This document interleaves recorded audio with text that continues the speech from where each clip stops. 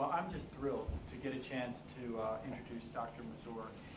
Eric Mazur is the Balkanski Professor of Physics and Applied Physics at Harvard University, an internationally recognized scientist and researcher. He leads a vigorous research program in optical physics and supervises one of the largest research groups in the physics department at Harvard University. In addition to his work in optical physics, he's also interested in education, science policy, outreach, and the public perception of science. He believes that better science education for all, not just science majors, is vital for continued scientific progress. To this end, he devotes parts of his research group's efforts to education, research, and finding verifiable ways to improve science education. In 1990, he began developing peer instruction, a method for teaching large lecture classes interactively. Dr. Mazur's teaching method has developed a large following, both nationally and internationally, and has been adopted across many science disciplines. On behalf of the UMBC community, which has a long-term commitment to teaching excellence over the years, and which was recently ranked as one of the leading undergraduate teaching education institutions in the country, we would like to welcome, please join me in welcoming Professor Eric Mazur.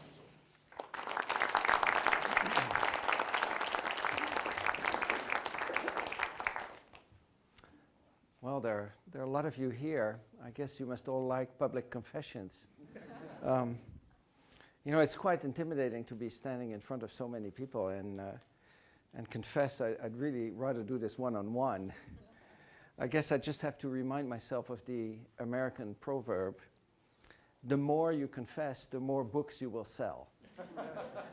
So let's get going. This is my first confession. When I started teaching at Harvard, which was in 1984, I was asked to teach the big introductory pre-med course. I did not know that none of my colleagues wanted to teach that course, but I happily accepted that assignment. So when I was assigned that course, I never asked myself, how am I going to teach this course?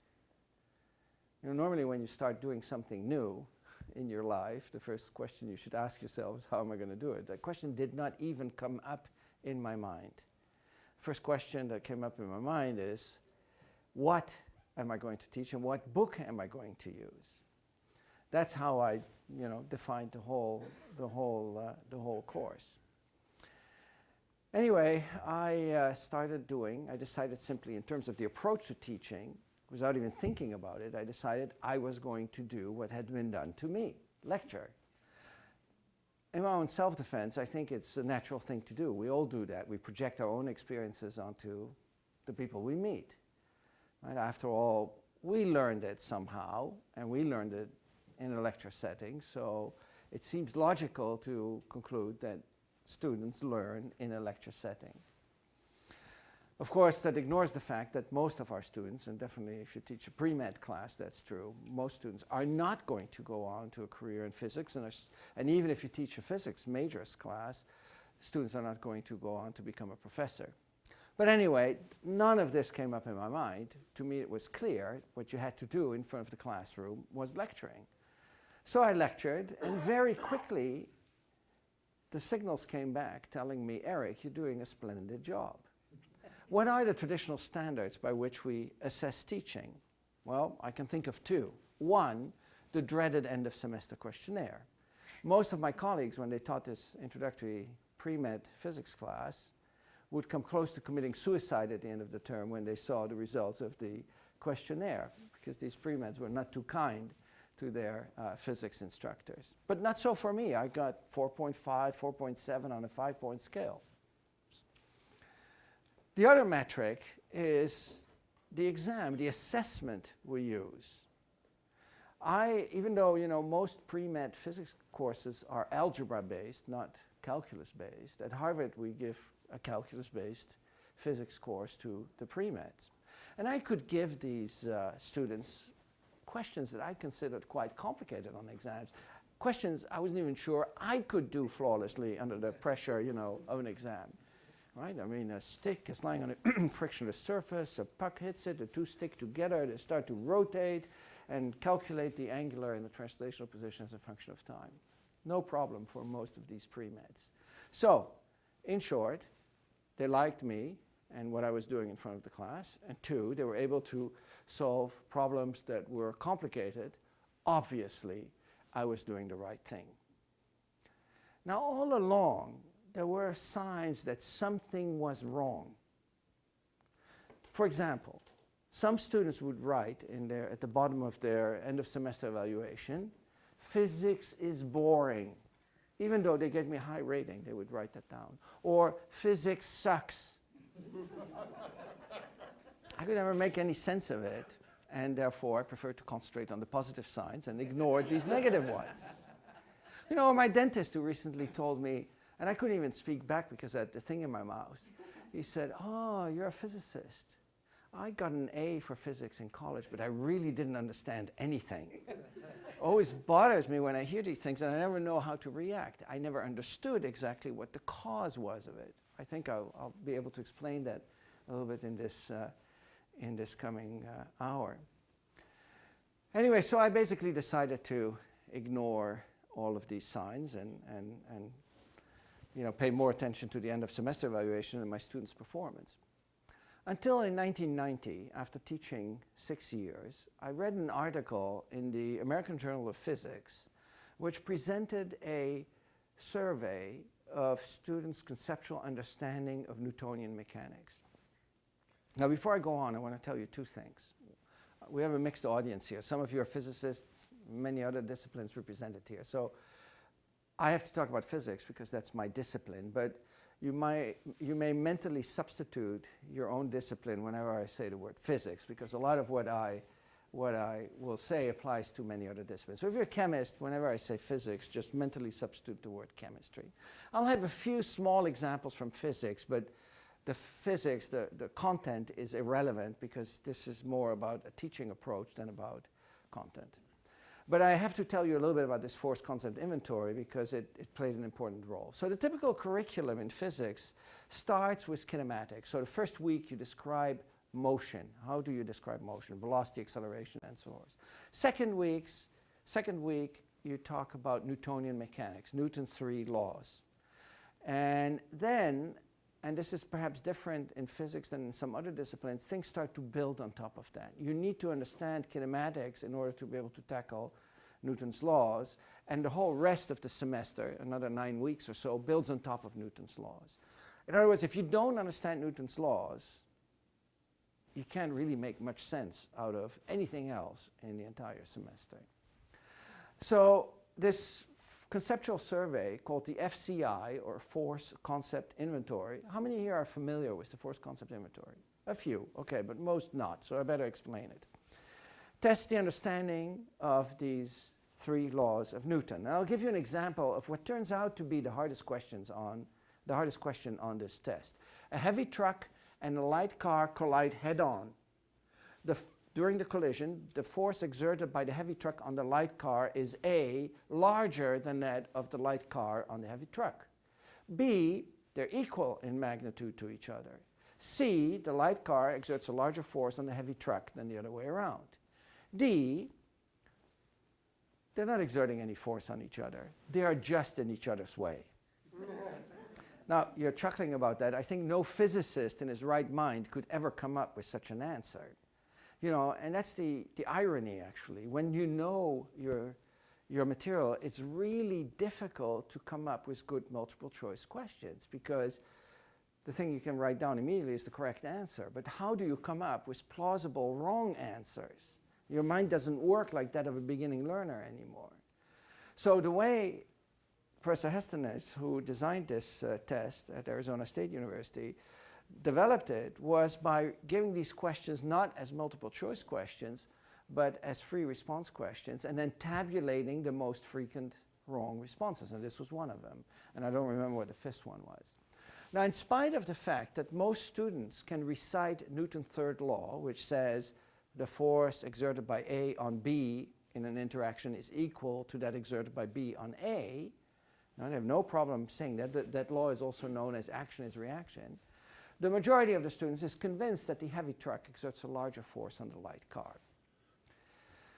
Now, I was educated in Europe, and I had 5 years of physics in high school. We don't have the system in many European countries where it's, 1 year of biology, 1 year of chemistry, 1 year of physics, it gets spread out. So by the time I'd finished my high school education, Newtonian mechanics was, that was pretty, I had a pretty solid understanding of it. So when I read that, it didn't register because I thought this is high school stuff. It has nothing to do with what I do at Harvard with my pre-meds. After all, most of these pre-meds have taken AP Physics and have gotten a 5 on that AP Physics exam. But then I read on, and I noticed something really interesting that Hestonese had done. See, the way these questions are worded, they do not involve any jargon. I mean, there's words like force in there, and acceleration, and velocity, but regardless of your education, you will have some mental picture of what is meant by the word force or velocity or acceleration. And that question about the heavy truck and the light car, I'm sure that as I was rattling off the choices, you were thinking which is the right choice, and you probably chose one. But you don't have to have physics in order to have an opinion about what the correct answer might be. You might not have the right answer, but you'll have an answer. So you can give this test to anybody. You could just stop somebody in the middle of Baltimore and ask that person to answer the test, and he or she will not say, I don't know what this means. We'll actually be able to select questions. So that means you can use this test as a pre-test at the beginning of a term, and then repeat it at the end of the term to see what the effect is of instruction on changing people's conception of these concepts of force, velocity, and acceleration. And Heston has showed that there's actually very little difference between the test taken at the end of the semester and at the beginning. Well, I was still not really convinced, but then he had actually given the test in so many different schools in California, New Mexico, Arizona, that he was able to divide his data, I think from about 5,000 students, into 4 different groups, because there were quite a few students whose instructor had won teaching awards. So he lumped all of those data together into the award-winning teacher category. Then there were a number of instructors who didn't like large lecture halls like this one, but did small group instruction, 20 students. So that was the small group instruction group. And then a third group where the instructor did a lot of hands-on demonstrations with the students. And a fourth group, which I thought was really interesting, which was a group where the instructor had scored absolutely at the bottom of the scale on this end of semester evaluation. So the dullest, driest, most boring teachers you can imagine. So those were the 4 groups. For each group, he averaged all the pre-test scores and averaged all the post-test scores and determined the gain. So he could compare the gain across these 4 different categories. And you know what? No difference. No difference between the award-winning teacher and the teacher who scores extremely low on the end of semester scale. In other words, it doesn't make any difference what we do in front of the students. They learn next to nothing. Well, I felt challenged. And my reaction, you can probably already predict, is not my students. After all, I was at Harvard. He was dealing, maybe this was some problem that was in the southwest of the United States, right? So I felt challenged, and I thought, I am going to show that this is very different in my class. Now, unfortunately, we were already, 2/3 into the term by the time I read those articles, so it was too late to do a pre-test, but I wanted to show that my students could ace this test already 2/3 into the semester. At that time, we were dealing with rotational dynamics, and the students had to calculate triple integrals of complicated bodies to calculate the moment of inertia. I mean, we were so way beyond Newtonian mechanics, it was, there was no comparison between the material of the force concept inventory and what we were actually doing in class. But I was dying to get these data. So I walked into class and I said that I wanted that I wanted them to take another quiz. I called it a quiz. I didn't want to scare them. You know how pre-meds are. And I said, don't worry about the grade. It's not going to affect your final grade in any way. It's just to measure the effectiveness of my own teaching. Now, when you tell a pre-med that it doesn't affect the grade, you're not going to get anybody on the test. So I realized that I had to give them some incentive to take this test seriously. So I told them, look, if you take this test seriously, you can use your score to help study for the upcoming midterm examination. Now, I told you the midterm examination dealt with far more complicated material. So I realized as soon as I said that, that it was actually a huge lie. And I was worried that my students would be offended by the simplicity of this test once they would start on it. Oh boy, were my worries quickly dispelled. Hardly at the first group of students taking their seats in the classroom, or one student raised her hand and she said, Professor Mazur, how should I answer these questions? According to what you taught me, or according to the way I usually think about these things? I had no idea how to answer that question. And by the time the test had been completed, I had been dragged out of my ivory tower. I'll show you the data later, but that really changed my whole perception of teaching and changed my teaching career. Because all of a sudden it became clear that in spite of high evaluations and in spite of good performance, my students were not really learning very much. So what I'd like today is, and tomorrow we'll talk more about the details for those of you who are interested, but today I want to get one message across to you, and that is that we should really, and it sounds sort of obvious, but I'll add some meat to the statement over the next 45 minutes, is that we should really help students, we should really shift the focus from teaching to helping students learn. And I'll do that in three parts. First, I'd like to talk a little bit about education. What is education? We always take that word for granted. We have discussions about education assuming we all know what we mean. I'm not so sure. So I would like to talk a little about what is it that we want to accomplish when we educate people, and what is the process of education. And then I want to talk about what I did in response to this rather disheartening discovery. I'll show you the data in just a second, which I call peer instruction. And then I'll show you data. And I want to pause there for a second because I think it's very important to have data in education. I often go to faculty meetings where my colleagues and I talk about teaching, and there are quite a few Nobel laureates around me. And it is always surprising to me how whenever the discussion shifts from physics to education, people, even the most reputable scientists, completely abandon the scientific method. All of a sudden, the discussion is about anecdotes. My students learn better when blah, blah, blah. Or my students like it when I do this, as if, liking equates better learning. Data are important. I want to tell you a quote that I heard recently from Lee Schulman, former president of the Carnegie Foundation, who said, "The plural of anecdotes is not data." So I really think it's important to have the same rigor, the same scholarship, the same approach to education as we have in our discipline. And you can collect data and prove your point, rather than just saying statements that are based on feelings or opinions. So let's start by talking about education.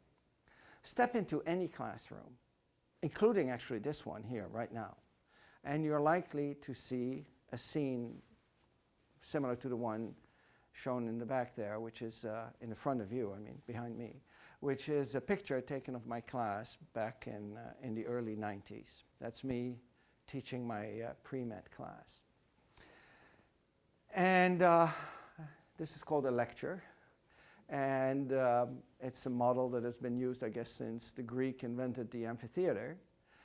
And I would like to ask you to define the activity, using a verb preferably, that is depicted there on the screen. I don't want to hear things like teaching or learning.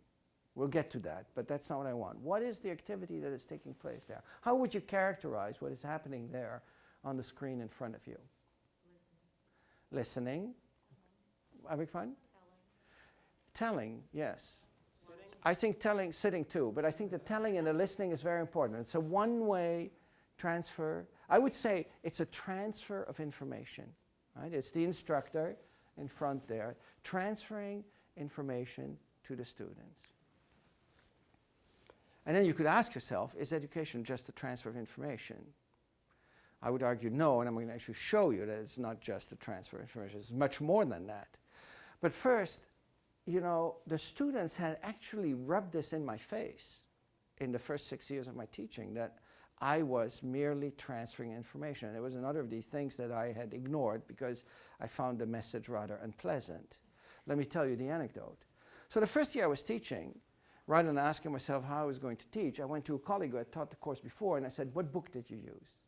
And he said, Halliday and Resnick. For those of you who are familiar with physics, you know it's a classic book. So I went to the bookstore and ordered Halliday and Resnick. And as soon as I'd done that, I thought, if they have the book and I have the book, what am I going to do in class? So I went back to my colleague. And I said, you know, what do I do if they have the book? What do you do exactly? He said, oh, there are lots of introductory physics textbooks. And he showed me a few. And there was one that was very conveniently out of print. So I thought, that's great. That's the book I'll use. Students don't have access to it, so I'll use that as my secret book to prepare my lectures from. So for each lecture, I spent about 10 hours taking a chapter out of this other book, which had a slightly different approach for the physicist in the audience. It was Widener and Cells, which instead of starting with Newtonian mechanics, starts with conservation principles. So I liked that idea. So I used that book to prepare sort of 10 pages of lecture notes, which then in class I would either put on the overhead projector, as shown at this instant that the picture was taken, or I would write some out on the blackboard. Now, because the approach was slightly different, I thought it'd be good for the students to get a photocopy of my lecture notes. But I handed that out at the end of each class, not at the beginning. Why? Because I didn't want the students to come in, grab the notes, and walk out. Now, in hindsight, isn't that already admitting that there's something wrong, right? And that you're really, why force the students to come and listen to me if they could have taken the notes and read it on their own? Anyway, that never came up in my mind. I mean, I just did it. So the students liked my notes because they were much more compact than the chapter in Halliday and Resnick. But after about 6 weeks, some students came to me and they said, Professor Mazur, couldn't we get a copy of your lecture notes at the beginning of each class period? This way we don't have to write down that much. And I had indeed noticed that every time my pen went A on the overhead or on the blackboard, 150 pens went A in the notebooks of the students. Somebody once told me that the lecture method is a process whereby the lecture notes of the instructor get transferred to the notebooks of the students without passing through the brains of either. Well, that's precisely what was happening in my class. I was taking 10 hours to take the information out of Widener and Cells, turning it into my lecture notes. In class, I was either projecting it or putting it on the blackboard. The students were copying it into their notebooks, but the place where the information really needed to get, their brains, didn't get, as I will show you with the data that I'm going to project in a little bit. Anyway, so I decided, okay, I'll hand it out at the beginning of each class period. I did that, and much to my relief, the students did not pick up the notes and go back to bed. No, they picked up the notes, sat down, and they still copied everything from the blackboard because they had no time to read what was in the notes. Anyway, I got my high evaluations, everything was fine and dandy, and the next year that I had to teach that same course, I said to myself, you know what, rather than issuing these notes piecemeal, one lecture at a time, I'm going to send the whole collected set of lecture notes out for duplication the week before classes start. And on the first day of class, I gave every student the notes for the entire semester. You know what the unexpected result was? The unexpected result was that about half a dozen students wrote in their evaluations at the end of the year, Professor Mazur is lecturing straight from his lecture notes. Hello? What was I supposed to do? Develop another set of lecture notes that was different from the lecture notes that I handed out? I was livid. I was really very annoyed. But you know, the students had a point. I was lecturing from my lecture notes. And if they had read the book, they would have seen that the book wasn't that different, from a little bit, but not that different from the lecture notes. Imagine I had been teaching Shakespeare rather than physics. would have asked the students to come to class and then said, today we're going to cover A Midsummer Night's Dream, and then open the collected works of Shakespeare and start reading A Midsummer Night's Dream to them? No, of course not. I would have said to them, next Wednesday we're going to discuss A Midsummer Night's Dream. If you haven't read A Midsummer Night's Dream, read it before coming to class. And as a student, you would have known that if you had not read the play, or at least read cliff notes of the play, you might as well stay in bed because you would not be able to contribute to the discussion. But that's not what we do in the sciences. In the sciences, we still mostly focus on this, what I call information transfer, because this method of teaching really completely focuses on just a one-way transfer of information. And you know, and unfortunately, Halden and Resnick is a lot more boring than Shakespeare. So we have a disadvantage there too. And we live in an information age. It's sort of an irony. 500 years ago, Gutenberg invented the printing press, biggest invention of IT that you can imagine. And here we are in the 21st century, and we're really not using this invention to its full potential.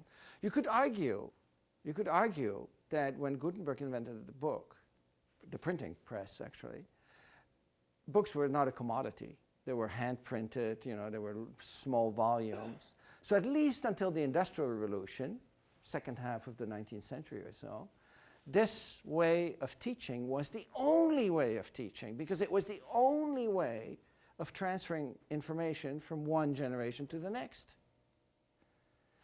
But at least for the last 100 years, we've had access to a lot of other ways of transferring information. So I would argue there's much more that needs to happen than just delivering information. And the fact that delivering information was not enough became clear when I gave this FCI. What is it that needs to happen? I'm going to show you the data in just a second. What needs to happen is that the student needs to make sense of the information, build mental models. Not just remembering facts, but try to understand it and build mental models that you can use in other contexts. I would call that assimilating the information. Now, where did that happen for us who became faculty members or teachers? Did that happen in the classroom? I've been thinking about that a lot myself, looking back at my own education. And I think, in retrospect, I always thought it was my teachers who taught me everything. I think that a lot of it happened outside of the classroom when I tried to figure out things and do things, not in the classroom. In the classroom, it was mostly taking down information and perhaps writing down questions that I had to address later on. So in this traditional approach to teaching, we put all the emphasis on the easy part, the transfer of information. We leave the hard part, because I think we would all pretty quickly agree that the second part, assimilating, is the hard part. We leave that to the student on his or her own. Okay, the fact that education is not just information transfer became clear when I gave this force concept inventory. So here is a pretest score. Pretest means at the beginning of the term, before I've taught them.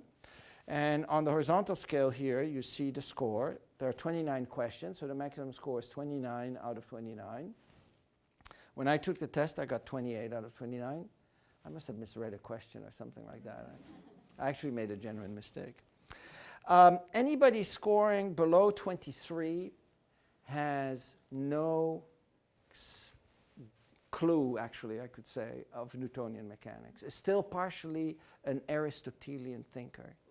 Somebody who thinks you need a force to keep something moving, not a force to accelerate something. Now notice that the incoming students at Harvard, most of whom have 5 on an AP physics exam, are still Aristotelian thinkers, okay? But that's, of course, before I taught them, so, you know. Okay, so histogram. So this is number of students versus score. So let's see what one semester of highly regarded teaching by yours truly here does to change that histogram. I won't keep you in suspense much longer. So here is the post-test distribution. Okay, yeah, there is some gain, but notice that still more than 50% of the class scores 23 or lower. Right? So even there, we've gone through this whole semester, and we still have more than half the students who are partially or even completely Aristotelian thinkers. They have not understood the material that's taught in week 2, on which everything else hinges. Okay, let's plot this a little bit differently. Here you see the two distributions on top of one another. So let's now plot this differently. On the horizontal scale, we put the initial class average score, which turned out to be 70%. So if we take that initial, the blue distribution there, and average it, we get 70%. Right? On the vertical scale, we put the change in the class average score. Right? We average the post-test score, and we average the pre-test, subtract the two. And this gives this data point, a whopping 8% gain from 70 to 78%. That whopping was made sarcastically, by the way. Where could or should the data point be? Well, as close as possible to this diagonal line, right? If you hire 80 initially, you can still gain 20, so the data point would lie here. My students had 70 initially, which means they could have gained 30. Somebody who scored 20 initially could go all the way up to 80 again. Why do I plot it this way? Because this allows me to compare to other schools that have done the same type of testing. On the far left, you see some community colleges. Notice, by the way, that the community colleges score significantly higher than my Harvard students. They have a gain of 20%. Of course, they start out much lower. They start out at about 28 or so, and they even end lower than where my Harvard students begin. But notice that if you and in the middle are some state schools and so on, one lonely Ivy League school there. So you can basically correct for the initial performance of the students. And notice that if you take all of these data together, there's a trend, right? I can draw a line through it, and that shows that regardless of the setting and the selectivity of the school and the instructor, the gain that is accomplished in a traditionally taught class is only a quarter of what it could and should be. Okay, well, I struggled with that. So that's when I started to think, well, maybe it's not just information transfer.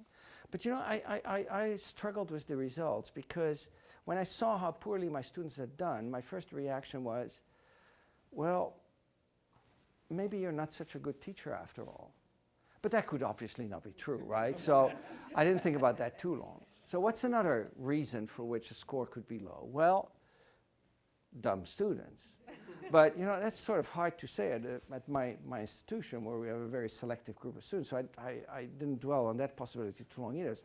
And I thought about it a little bit more, and then my mind, my twisted mind, came up with the perfect excuse. I want to see if you can come up with it too.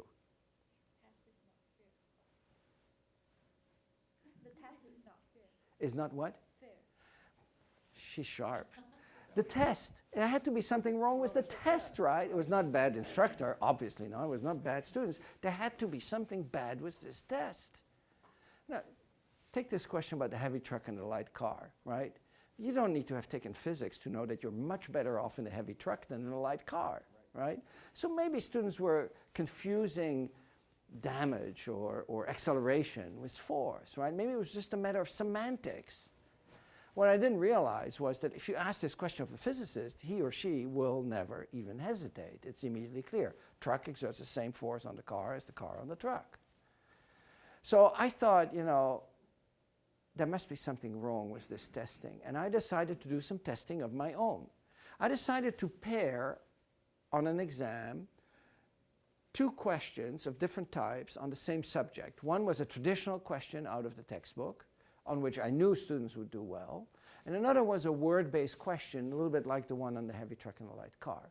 And I decided to stay away from Newtonian mechanics because we all have some intuitive notions of Newtonian mechanics before taking physics.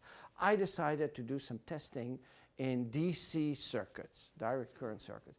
I think very few people have any intuitive notions about circuits. So at least the intuitive notions don't interfere there with the teaching.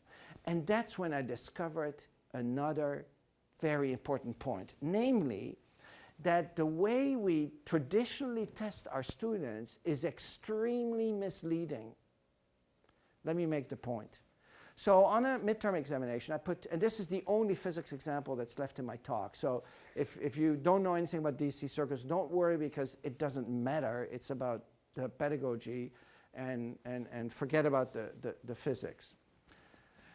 So I put two exam questions on the same midterm examination. One was this exam, which was problem number 5 out of 5. You have 3 resistors. Those are the little wiggly lines here, 2 batteries. And the students were asked to calculate the current through these 2 ohm resistors and the potential difference between the point P and Q. This is straight out of a textbook. It's not a very hard problem. It's about 2/3 of a page of cranking numbers. But it's not a completely trivial question either. And I'm sure that if we were all to take a piece of paper right now and start working on it and then compare our answers after 10 minutes, many of us, including myself, would have made a mistake somewhere. Because there's ample opportunity to goof, you know, going from question to answer. So this was problem number 5 out of 5 on that midterm examination. On that same examination, I put this question. 3 identical light bulbs, A, B, C, are connected in series to a battery. And then there's the switch that can short out the last light bulb. Don't try this at home, it's dangerous. And the questions that were asked was, when the switch S is closed, what happens to the intensity of light bulbs A and B? And the students were said that the only thing they had to say was it increases, decreases, or stay the same. I told them, I don't want to see calculations. I don't even want to see justifications. In retrospect, that's a bad idea. You should always ask for justifications. But that year, I said, just give me the answer. Increase, decrease, or stays the same. What happens to the intensity of light bulb C? What happens to the current through the battery? What happens to the potential difference across A, B, C? What happens to the potential total power dissipated? If you understand DC circuits, it takes 30 seconds to answer this question. And 25 of those 30 questions are spent on part E. Right? So it's just... Now, what I didn't tell you at the beginning of the term is that large courses at Harvard are taught by 2 faculty members. So in order to put this on the exam, I had to convince my colleague that this was a good exam problem. So I showed him the problem, and he read it. And after reading it, he looked at me and he said, "Eric, you're out of your mind." I said, "No, I don't think so." He had not been part of the fall term, so he didn't know about the FCI. So I explained to him about the FCI and, you know, how I wanted to know whether there was a difference in student performance on these 2 different types of problems. And he said, "But Eric, we only have 5 problems on this exam. We cannot give away 20% of the exam." I said, "Give away? Well, I hope we're giving away, but I'm not so sure." We argued and argued and argued. And this was my part of the course. I had taught DC circuits, so I thought in a sense it was my prerogative to determine what exam. We argued. Finally, he reluctantly agreed, mostly because we didn't have any other problem. And we made it problem number 1, the warm-up problem. Well, it turns out the students overheated on this problem. Professor Mazur said one student, this problem number 1 was the hardest problem on the exam. Or another student said, "I didn't know how to get started on this problem." What do you mean getting started? I mean, if you're started, you're done. Anyway, I decided I was going to grade this problem number 1. It was sort of a selfish decision, right? Because remember, I told the students to only say increase, decrease, or stay the same. So I thought, ooh, that's going to be simple, right? Just quickly look. And I thought in 2 hours, I could easily grade 200 exams. Bad idea. It took me more than a weekend to grade it. Students had freaked out. Some had written 6 pages in their blue books, writing down absolutely everything they knew about DC circuits in hopes of somehow covering the right answer somewhere. And I had to read through all of it, hunting for the right answer. Well, when I had graded, it was clear that we had a problem. So here are the histograms. On the left, you see the histogram for the conventional problem, and the average was about 7 out of 10. And on the right, you see the histogram for the conceptual problem with an average of about 5 out of 10. Same students, same subject. Both have to deal with circuits and currents. Do you see this huge peak at 2? This is the absolute last I'll talk about physics. So here's what happened. Because the students had written down so much, I was able to reconstruct their thinking. And it turned out that 50% of the students in my class had followed the following reasoning. When the switch S is closed, nothing happens to the current here. It just arrives at this junction as it did before. But now, in addition to being able to go straight, it can take a right turn. So you have to decide how much will go straight and how much goes right. How much? What do you think 50% of my students said? Huh? Half and half, exactly. Of course, when you short something out, everything goes through the short. That's why I don't want you to try this at home, right? But the students said half and half. So let's see what answers you get when you make that assumption. So if you say half and half, then nothing changes here. That's wrong. Because with this shorted out, you have 2 light bulbs connected to the battery instead of 3, and 2 have less resistance than 3, so there's more current and more light. So that's wrong. They lost 2 points. What about part B? Well, usually before that it has the full current. After it has only half the current, so they wrote down decrease. You know what? That's where they got their 2 points. Of course, the light bulb goes out, but I had to be fair and give them their 2 points, even though the reasoning was wrong. These are Harvard students. You know, some are going to be surgeons doing bypass surgery later on.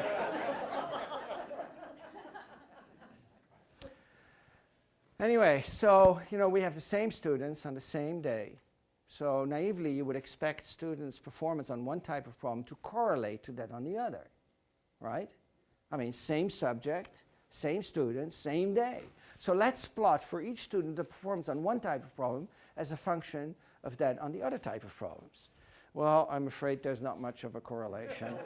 The data point is all over the place. But if you're willing to relax your definition of a line somewhat, you find that about 50% of the students do equally well here on both types of problem or equally poorly.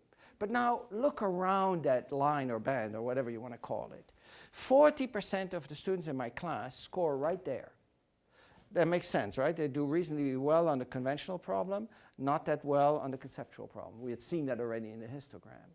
But now look here. In fact, you know, this one data point, 6 students who got 100% on the conventional problem, but they were not able to get the 2 points they could get for free on that first problem. But now look here. This is totally blank.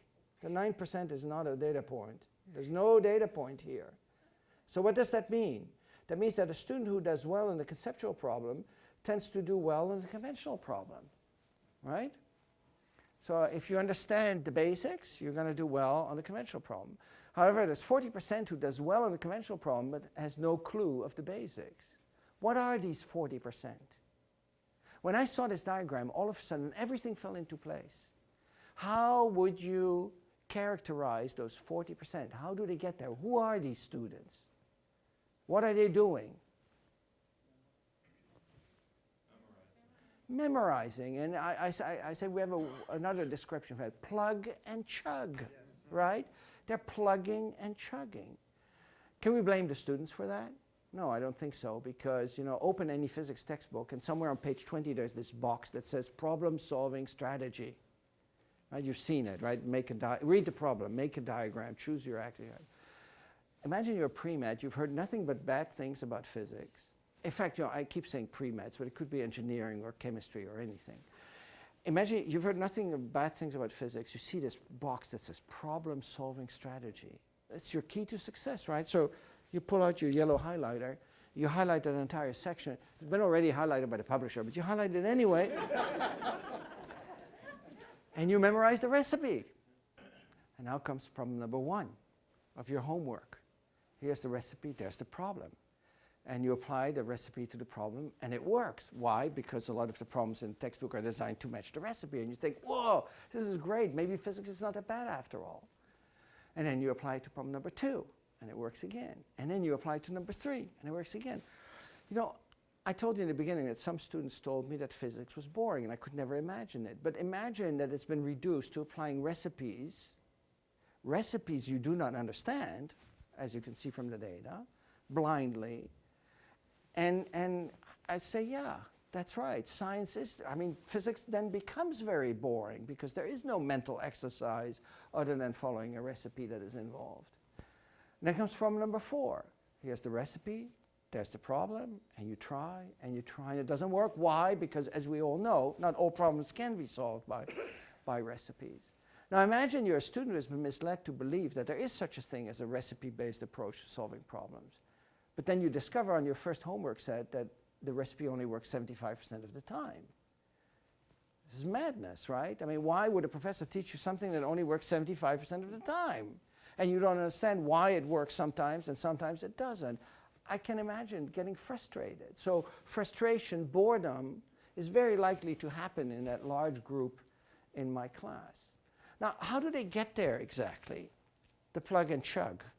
So let's review an exam, right? This exam is, I distribute the exam to the students. They're like you in the benches right now. You're nervous because you're pre-med, you know your admission to medical school is going to be determined in part by your physics grade. So you're still looking in your book, sharpening your pencils, making sure you're ready for the test as I and my teaching fellows are handing out the exam. It's lying in front of you, printed side down, because everybody has to start at the same time. And then Professor Mazur says, you may begin.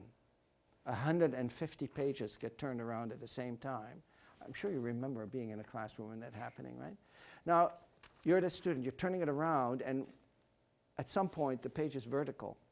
And the first thing you see is that diagram, because it's on the page. We're talking the first second of the exam, or the first half second, right? You see that diagram. What is the first thought that crosses your mind?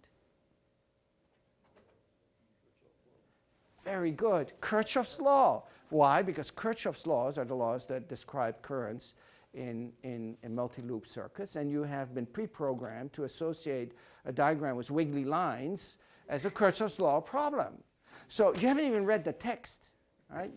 We're still talking this first second that you're turning around the page, and already you have determined that problem number 5 is a Kirchhoff's law problem.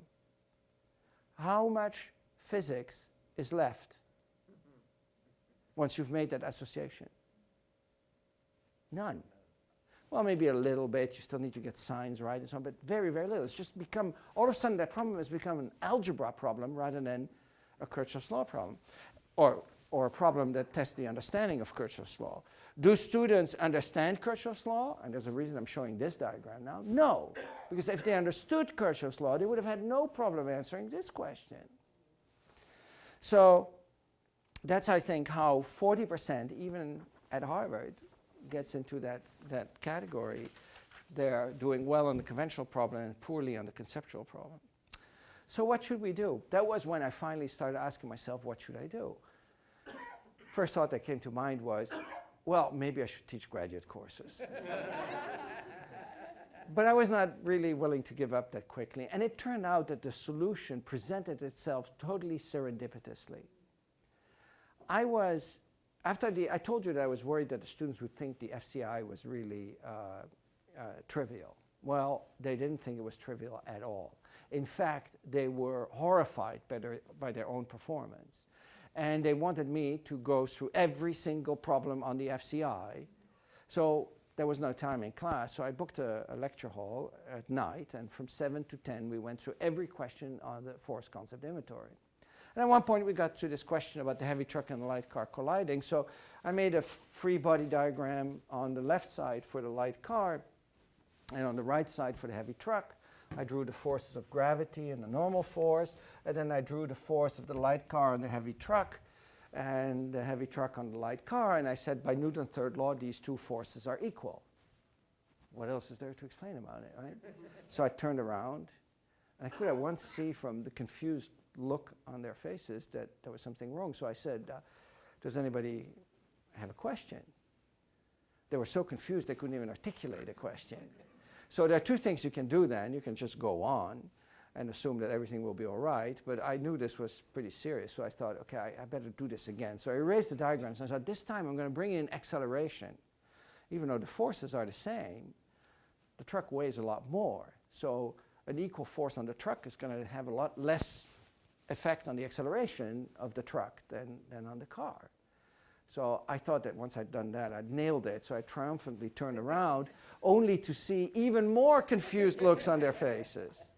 So I really didn't know what to do anymore, because still they could not articulate a coherent question. So, but I knew that about 40% of the students had given the right answer on this question on the FCI.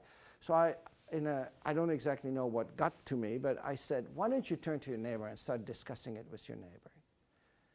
And the whole classroom erupted in chaos. I'd never seen that. You know, I would lecture, and then I would stop and say, does anybody have a question? Anybody? And you wait. Students look down because they don't want to, no eye contact, that's right. And then if you wait long enough, it's always the same person in the front row reluctantly raises his or her hand. It's like pulling teeth. But here, everybody's talking. They forgot about me in front of the classroom. And what happened was that the students who had the right answer pretty quickly convinced those who did not have the right answer. And you know, there's a certain irony to that. What I found out was, if you have two students sitting next to each other, let's say John and Mary. Mary has the right answer for the right reason. John does not have the right answer because he doesn't understand it yet. Mary is more likely to convince John than the other way around, simply force of logic. But what I realized was that Mary is more likely to convince John than Professor Mazur in front of the class there. Why? Because Professor Mazur learned this such a long time ago, he has no clue anymore about the difficulties that are going on in John's mind, right? The better you know something, the more difficult it becomes to teach, because you're no longer aware of the conceptual difficulties of a beginning learner. Whereas Mary has only recently learned it and still has a pretty good idea of what John is struggling with. And in fact, you know, when I was a student, I would often not bother asking the professor, but instead go to one of my co-students and ask them, you know, hey, did you understand what he meant there? And I'm sure that you will remember similar things in your own education, where you would go to a professor and you would ask a question, and it would be clear the professor had absolutely no clue as to what your question really meant. Or as a professor, you sometimes have a student who comes to you and you think, what in the world is wrong with this student? I have no idea why he or she is thinking that, right? So it's ironic. The better you know something, the more difficult it becomes to teach.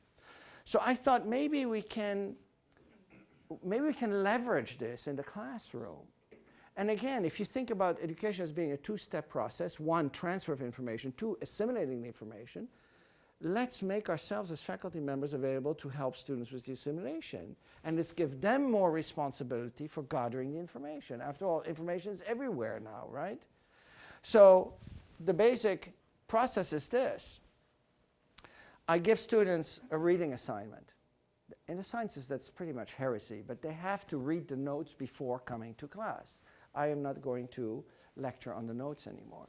And then in class, what matters is not coverage, because it's the reading that determines the coverage, but it's depths. Let's go into depths in the areas that are difficult. And I do that not by telling, but by teaching semi-Socratically. Like Socrates already said 2,000 years ago, we should teach by questioning, not by telling.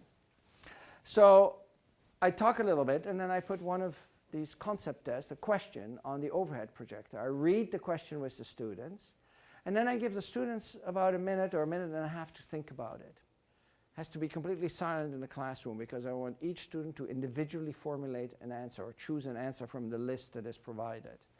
Then they answer it, either with a show of hands or now with clicker technology. And then I tell them, now turn to your neighbor and try to convince your neighbor of your answer. Total chaos in the classroom. And then I have them vote again, and that's followed by an explanation. Then I lecture again maybe a few minutes, I talk a few minutes, and another question. So it's an interplay between these questions and little snippets of either demonstrations or talking. Let me show you a little video clip to show you how that happens in practice. So I start by reading the question with them, because I want to be sure that everybody agrees about the question, right? There's to be no misunderstanding.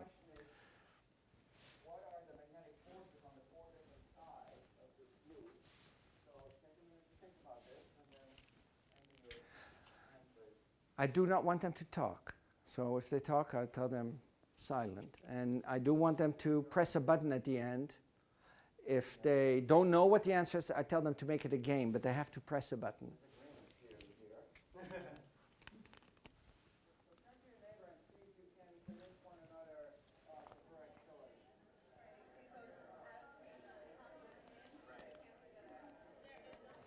So you notice how the noise level immediately goes up, and they become completely oblivious to the instructor in front. What you really want is this aha moment that you just saw there. In fact, there are many aha moments. And now we have an absolutely overwhelming majority for choice number 2. So there are two features to this. One is it has active engagement. It's impossible to sleep through class because every few minutes your neighbor will start talking to you. Believe it or not, some students complain about that. The second thing is there's continuous information flow, not just from me to the students, but back. Every few minutes I can assess how on board the students are with an idea that I'm trying to get across. I don't have to wait till the midterm or even later to find out when students don't understand something. But that information flows not only from the students to me via my laptop, but also to them, because they find out right then and there in class whether they get something or not. And they have, first of all, 2 opportunities to answer that same question, but they also see where they stand with respect to the rest of the class without it affecting their final grade. So it's sort of a formative assessment that continuously takes place. Oh, pardon me. I better get out of this. So let me, in a few minutes now, answer this question, and then we'll wrap up here. Is this any good? So let me first show you some data. Now, when a physicist shows data, you often hear the term, these are some typical data. The word typical is a code word for these are the best data I ever obtained in my whole career. I'm going to show you some rather atypical data from the first year that we implemented peer instruction, right? 1991. So that was 1 year after that, those other data. So here's the pretest. Pretests are some of the most reproducible data. It's just amazing how steady that is from year to year, which probably says more about the admissions office at Harvard than about me. Now, look here. So first year FCI, I didn't really know what would be good questions to ask in class, right? I mean, I was still struggling to find the right questions to ask in class. But here is the effect. And already by itself, it's a much better, there's still some Aristotelian things, but by itself, it's already a much better distribution than before, with a very significant gain, especially on the low end tail. Now, did I teach to the test? I made sure that there was not a single question in class that came even close to the FCI, because I didn't want to compromise my instrument, right? In 1991, that summer, I was so excited by these data that I thought, I'm going to go to the AAPT summer meeting, the American Association of Physics Teachers. I'd never been to an AAPT meeting. Nobody at the APT knew about me. So I submitted a talk, and it became a contributed talk. I had 9 minutes or so to show these data, and I decided to spend some 5 minutes of my precious 9 minutes to document that I had not taught to the test. At the end of the test, somebody in the back raised his hand and said, "Don't worry about teaching to the test. We've tried it. It doesn't work." So where does that data point lie on that plot that I showed you before? Now, instead of an 8% gain, we have a 16% gain, so doubled the gain. And in years since, by a better selection of questions in class, that data point has gone up all the way to a 24% gain, so tripled the gain. In fact, the highest data point was obtained by 2 of my colleagues when I was on sabbatical, so it's not instructor dependent either. And what about other institutions that have implemented interactive teaching? Well, they too have gone up. As you can see, the scatter is larger than the scatter in the traditional data, simply because people have to find the right questions to ask in their classes. But if we just take all of the data together, regardless of when they were taken, you see that just implementing peer instruction doubles the gain. Now, what about problem solving? Right? Because after all, this is just a small part of the curriculum, and it's just conceptual question. There are pre-meds, there are engineers. Engineers have to also come up with numbers. It's not enough to say it increases, decreases, or stays the same. If you design a bridge, and the bridge is conceptually correct, but it collapses because it only withstands a tenth of the weight it was supposed to withstand, you don't get any credit for that, right? So I knew my colleagues were going to ask me that question. What about problem solving? And I was a little bit worried about that initially because I thought I decided I was not going to do any problem solving in class anymore. Years before, I would always have done on the board a couple of problems as example problems for the students. But in 1991, I decided you don't derive benefit from seeing a physicist solve problems, just as you don't derive much benefit. Suppose you want to learn to play the piano. You don't put up CDs of Murray Pariah playing Chopin sonatas to learn piano playing. You have to play the piano. When you want to train for a marathon, you don't sit on the couch eating popcorn watching DVD tapes of marathon runners. You have to do the running. If you want to learn problem solving, you got to do the problem solving. You don't learn by watching somebody else do it. So I'd eliminated the problem solving. But then I thought, how am I going to test that? And the only way I thought of was to repeat an exam I'd given before. I'd kept meticulous data. I didn't know I was going to get into physics education research, but I'd meticulously kept data on exams, individual problem scores I had even recorded. So I could go back all the way to 1985 and make this histogram, which I hadn't made in 85. And I had never, ever repeated a single exam problem. Students at Harvard have access to 3 years' worth of exams, and even if they had had access to all of my exams, they would have very quickly concluded Professor Mazur never repeats an exam. So I thought it was pretty safe to give them that 1985 exam again in 1991. But I said to myself, the class had grown in size considerably. It had gone from about 120 students to over 250. So I said to myself, even if their performance on that exam goes down a little bit, it doesn't matter too much because I know they understand the basics better. But you know what? They actually did better. Statistically significantly better. The initial average score was 62%, the final average score was 68%. And that difference of 6%, not as large as in conceptual understanding, was statistically significant. So what does this mean? This means that better understanding leads to better problem solving. Makes sense in hindsight, right? But, and this is the most important message I want to leave you with, the converse of this statement is not true. Good problem solving does not necessarily mean understanding. I had been fooling myself for many years to believe that I was an effective professor based on the performance of my students. But after all, it was just a house of cards, right? They were just plugging and chugging. And retention, other studies have shown that retention is very, very low when you just learn problem solving by rote. I had actually a video of students, but we're running a little bit out of time. So I want to leave you with this summary. I think that the traditional indicators of success, end of semester evaluations, student exam performance, are very misleading indicators. And that education really is no longer about information. It's about how to use information. And again, the traditional approach puts all of the emphasis on information, not on how to use the information.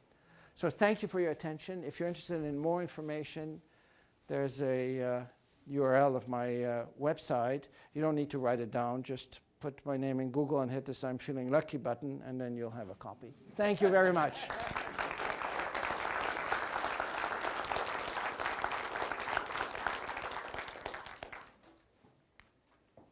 Have you evangelized among your colleagues? Have I evangelized among my colleagues? Well, it's, you're never a prophet in your own country, right? So, but it's very interesting. The method has spread elsewhere and then come back to my colleagues. A colleague of mine would go to Stanford and give a colloquium, and then hear that at Stanford they're using clickers and peer instruction, and then hear that it was me who developed it. They would come back to Harvard and say, what are you doing in your classroom? So it's really gone in a very circuitous route. But actually they've this colloquium that I gave right here in this talk, I gave it in my department to a standing room only audience, and they're starting to catch on. But change always comes from outside, not from inside, which is probably why I'm here talking about it. Does peer instruction complicate your work as instructor? Is it more difficult to conduct a class? So is it more difficult to conduct a class with peer instruction than? I would say no. It's not easy to design good questions. But in general, preparing for the class is relatively simple because I don't have to choreograph a whole class. Right? What I do is I walk into class with about 12 questions, of which I'm going to ask at most 6. Coming up with good questions is not that easy. So you have to find out, and tomorrow in the workshop I'll actually show what good and bad questions are. And the sources of the good questions is usually not the mind of an instructor, but the mind of a student, right? Because what you as an instructor find difficult is probably already way beyond what a student who is a beginning learner finds difficult. So I have 2 sources of questions that I use rather successfully now, I think. One is exams. I used to grade exams, and then when students would make a mistake, I would just say wrong and go on to the next exam. Now, when I grade, I have a piece of paper where whenever I see a mistake, I write down what the mistake was. Then when you've graded all the exams, you look at this list, and they usually fall into nice patterns. And then you can take that and turn it into a multiple choice question. The other one is that I use the reading assignment. So the reading assignment basically consists of asking the students to read a couple of sections out of the book. And then the day before class, they have to answer 3 questions on the web. 2 questions deal with the content, and they're hard. But they're only evaluated on effort, not on correctness. So I tell the students, you have to convince me by your answer that you've done the reading. Students will work very hard to, to convince you because 10% of the course grade is determined by the reading grades, and they cannot make up for it any other way. So you ace the exam but don't do your reading, you don't get an A but a B. The last question is always the same. It's please tell me what you found difficult or confusing. So the students will read, and then they'll write, I didn't understand this or that. And so the night before class, what I do is I press on a button and I get the students basically telling me what they found difficult or confusing. And that too falls into patterns. And so you can take that student's confusion, turn it into a question that you can use the next day. It's a great incentive for the students to read, right? Because they discover, if I do the reading, and I tell Professor Mazur what I don't understand, there's a good chance he'll do it in class tomorrow. So it's like a carrot rather than a stick. Is there a trade-off between content and comprehension? In other words, in your original model, you had all the content delivered and not much comprehension, and you can there's a happy medium, isn't there? Yes, very, very good question. Is there some sort of a correlation or anti-correlation probably between content and comprehension? So coverage, I should say, and comprehension, right? So in my original approach, I covered a lot. Very little comprehension, very little retention. So the coverage is basically meaningless, right? In my new approach, when I first instituted it, I kept the coverage exactly the same. It was basically determined completely by the reading, and the reading was exactly what I covered the year before. Over the years, I've decided we're really trying to cover way too much, and I've reduced the coverage somewhat. So I think in essence, I have maybe relaxed the coverage a little bit, but increased comprehension enormously. Thank you for asking that question. What about evangelizing the students? Have you encountered student resistance with this technique? What about evangelizing the students, and have I encountered student resistance? Yes, of course. I mean, everybody resists change, right? It's in our nature to resist change. So students come from, and the resistance comes up at many different ways, right? One is that you'll get students who have a 5 on the AP. They come to class. I give them these questions, these concept tests in class, and they discover that they get them all wrong, right? So they'll come to me and they'll say, Professor Mazur, I like what you're doing in class, but when are we going to do some real physics? Right? They don't consider these questions real physics, and they're upset by it because by the old method, they used to be good students, and now they're discovering that they're struggling with material. So they don't attribute that to themselves, they attribute it to you as the instructor. The other thing is that I'll get students complaining in another way. I never have any students write on the end of semester evaluation, Professor Mazur is lecturing from his lecture notes. That I got rid of. You know what they write now? Professor Mazur is not teaching us anything. We have to learn it all ourselves. Now you're laughing about that, but some get angry and will say, I'm not paying $47,000 to be reading the textbook by myself. So usually I tell them, look, if you want, you can come to my office, and I'll write the textbook on the. I literally say it that way, on the board in my office. Most of them back off. Then only once I had one student pick me up on it and say, hey, I want that happening. So students' own perception of how they learn is often already so determined by what has happened until then and in other classes. So I find that, in fact, in my book on peer instruction, I devote a whole chapter on motivating the students. It's crucial to motivate them. And I do that in part by recounting some of the anecdotes I told you tonight, and also by showing them the data. But it's a good point. It's not easy. For those who haven't converted their lectures to the peer instruction model, we typically think of the lab as possibly being a peer instruction, although students are often typically following a recipe as they go through the labs. Have you seen any impact through measures of student performance in the labs that you can attribute to the change in the lecture, and or have you changed the labs so you're focusing more on concepts and open design type problems? Did everybody hear the question? Yes? No or yes? Yeah, okay. Because it's a long question, I want to save some time here. So the question is about the lab and the effect of the changed approach in the lecture on the lab. So first I have to tell you something really funny. That question about the light bulbs, right, was given in a year that the class was relatively large. We had about 250 students. We could only accommodate about 125 per week in the lab. So the lab was bi-weekly. Half of the class took it 1 week, and the other half took it the following week. It so happened that the exam fell smack in the middle between the two. So half the student had the lab, the other half had not yet had the lab. And what had they done in the lab? That connected light bulbs to batteries. So I thought, wow, let's see if having taken the lab has had any effect on how they answered that light bulb question. You know what? The students who had taken the lab did worse than those who did not. Now, it was not statistically significant. It was still very interesting to see that they didn't do better. So why was that? It was because, exactly as you said, the lab was very much a cookbook lab. It was a prescriptive lab, a lab that told the students, do this, observe that, and did not engage the students in thinking at all. Redesigning labs so that they become more engaging and so that you add, let's say, a prediction before an experiment is done is a lot of work. I'm actually only now starting to revise the labs to incorporate a more active engagement element.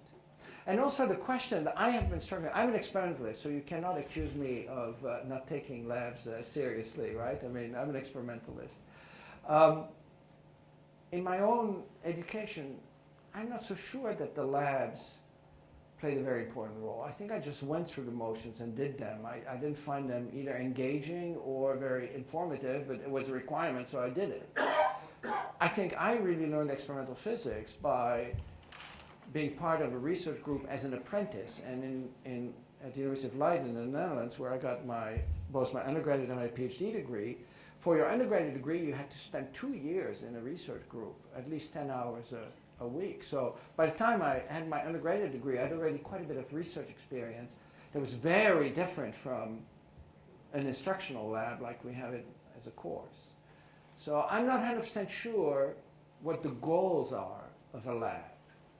And I've had one graduate student who's actually helping the department and me formulate goals for the department. There's actually another thing, right? Most courses, if you look at the syllabi for most courses, I don't know if the university here has any policy, but Harvard certainly does not. The syllabus just defines most courses by their content. This course covers blah, blah, blah, this and so on, right? And that defines the course. The way you should really define a course is by defining outcomes, learning outcomes.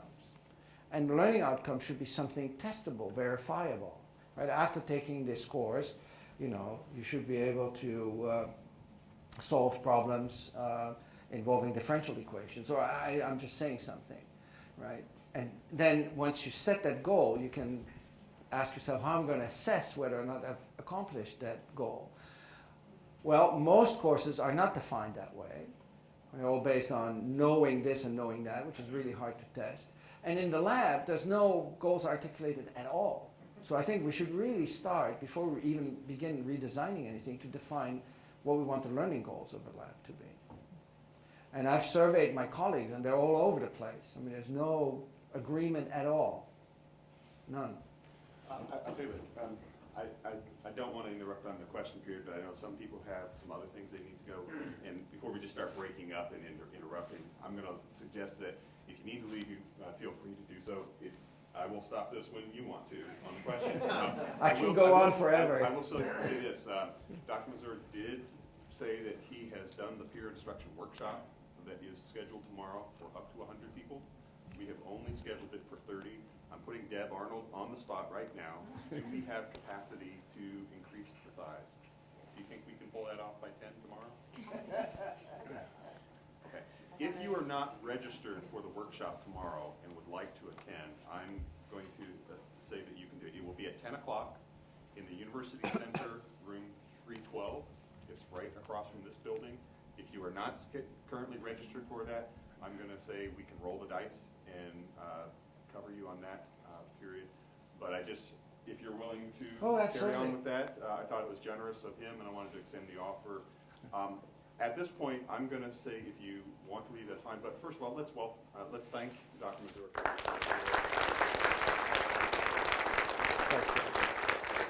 I'll let you decide how long you want to answer questions, but if you need to leave at this point, feel free to. You had a question there. You had mentioned in one of your answers to your questions how crucial it is to motivating students. Could you share some of your gems on how you motivate students? Yeah, okay, thank you for coming back to that question, because I think I have a lot to say there. So what are some of the specifics on how to motivate the students? So the worst thing you can do is change your approach to teaching, but not change your assessment, right? Because if you, let's say, put all this emphasis on understanding and on concepts, but then the exam is simply an exam that only has the old traditional problems, you're basically telling the students you're wasting your time answering these questions in class because they have nothing to do in the exam. So one of the things I do is change the nature of the exam. And in fact, I used to have 2 midterms and 1 final. Now I have 3 midterms, and I put the first midterm at the beginning of the 3rd week. We've barely covered anything. And at first midterm, I make almost completely conceptual. I make them all questions that resemble the questions that I ask in class. So after that first midterm, students come back and they say, can we do more questions in class? It's amazing how the exam drives the students' behavior. The other thing is, apart from motivating the method by explaining to them, is that I took a giant leap, I think this was probably about 8 years ago, by deciding that I would make all of my exams open book. Students can bring whatever they want to the exam. Well, they cannot bring a living person, unless it's an enemy. But you can bring whatever book you want, right? After all, when I write a paper in my field, there's nobody standing next to me slapping my wrist when I look up another person's paper, or when I look up Planck's constant because my brain can't remember Planck's constant, right? I can pull out my iPhone and have that constant in my hand within a second. So I think we should apply the same to students. And they can have access to all of the information, because it's not about remembering the information, it is about using the information. Now, I would say if you go back 50 years, the situation was different, because you couldn't afford to run up to the library for every little thing that you looked up. But now information is so ubiquitous, it doesn't matter. And I've noticed that making my exams open book had actually a very profound influence on me. Why? Because a lot of my old problems, I cannot ask them anymore, because you can't just lift them out of the textbook, which means all the student has to do is to remember what's in the textbook, and then he or she can solve it. So I've had to become much more creative about how to test the student's understanding.